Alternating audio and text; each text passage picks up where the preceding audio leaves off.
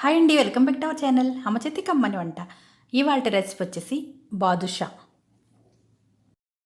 ఈ బాదుషాలను చాలా సింపుల్గా ఇంట్లోనే ప్రిపేర్ చేసుకోవచ్చండి. అచ్చంగా స్వీట్ షాపుల్లో కొన్నట్టే ఉంటాయి. జ్యూసీగా చాలా టేస్టీగా బాగుంటాయి. మన ఇంట్లో ఉన్న వాటితోనే చాలా తక్కువ సమయంలో ప్రిపేర్ చేసుకోవచ్చు. జ్యూసీ బాదుషాలను ఏ విధంగా ప్రిపేర్ చేయాలో ఈ వీడియోలో చూసేద్దాం రండి. ముందుగా ఒక మిక్సింగ్ బౌల్లోకి 2 కప్పుల మైదా పిండి, 2 టేబుల్ స్పూన్స్ నెయ్యి, చిటికెడు సాల్టు, 1/2 టేబుల్ స్పూన్ వంట సోడాను వేసి బాగా కలుపుకోవాలి. నేనైతే 1/2 కేజీ పిండితో ప్రిపేర్ చేస్తున్నానండి. మీరు నెయ్యికి బదులుగా గోరువెచ్చని ఆయిల్ను కూడా వేసుకోవచ్చు. చూడండి, పిండి విధంగా ముద్దలాగా అయ్యే విధంగా కలుపుకొని కొంచెంగా వాటర్ని వేసుకుంటూ మనం పూరీ పిండిని కలుపుకుంటాం కదండి, ఆ విధంగా కలుపుకోవాలి. ఈ విధంగా సాఫ్ట్గా కలుపుకున్న తర్వాత ఈ పిండిని పక్కన ఉంచేసేయండి.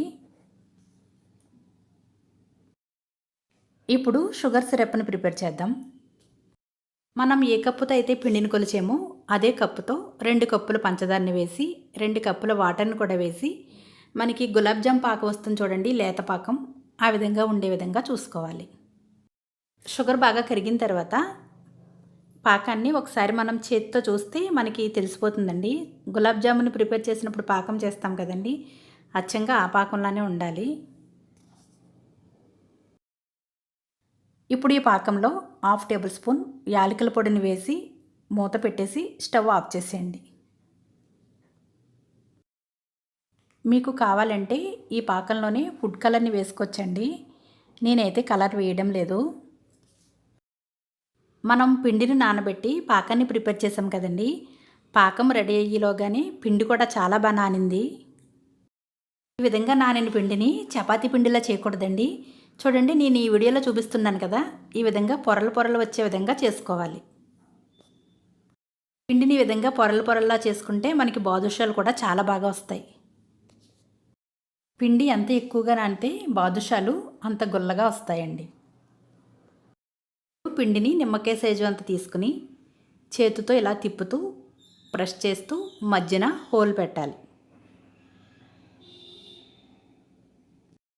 వీటిని చేసేటప్పుడు సైజు కాస్త చిన్న సైజులోనే చేసుకోండి. ఆయిల్లో వేయించేటప్పుడు సైజు డబుల్ అవుతాయి.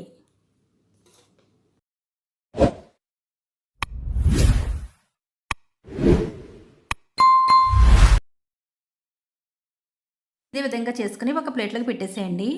ఇవి చేసేటప్పుడు గట్టిగా చేతితో ప్రెస్ చేయకండి, వడలుగా వచ్చేస్తాయి. స్లోగా చేయడం వల్ల పొరలుగా బాదుషా షేప్ వస్తుంది.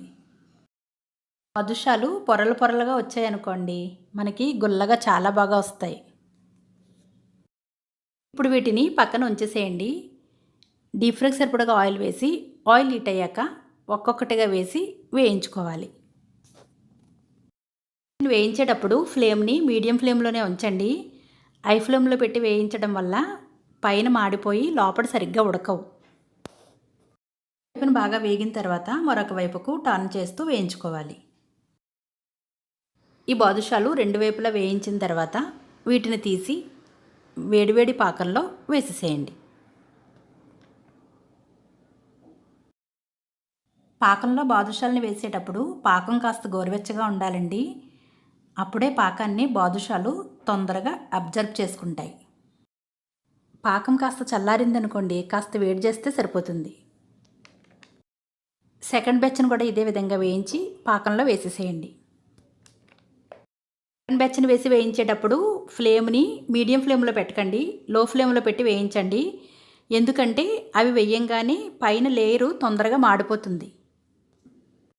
మనం మొదటిసారి వేయించేటప్పుడు ఆయిల్ బాగా హీట్ అయి ఉంటుంది కదండి, అందుకని రెండోసారి వేసేటప్పుడు లోపల సరిగ్గా ఉడకకుండా పైన మాడిపోతాయి అన్నమాట. వీటిని పాకంలో వేసిన తర్వాత ఒక 10 నిమిషాల పాటు అలానే ఉంచేసేయండి. అంతేనండి, బాదుషాలు రెడీ. మనకి స్వీట్ తినాలనిపించినప్పుడు లేదా పండక్కి చక్కగా ఇంట్లో ఉన్న వాటితోనే స్వీట్ని ప్రిపేర్ చేసేసుకోవచ్చండి. మనకి ఉగాది పండుగ వస్తుంది కదండి, మీరు ఎన్ని ఐటమ్స్ వండినప్పటికీ పండక్కి స్వీట్తోనే ప్రారంభించండి. బాదుషాలని ప్రిపేర్ చేసేటప్పుడు కావాలంటే గోధుమ పిండి బెల్లం పాకంతోనూ కూడా ప్రిపేర్ చేసుకోవచ్చండి.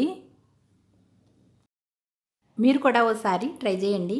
ఈ వీడియో కనుక మీకు నచ్చినట్లయితే లైక్ చేయండి, సబ్స్క్రైబ్ చేయండి, మీ ఫ్రెండ్స్కి షేర్ చేయండి. Thanks for watching.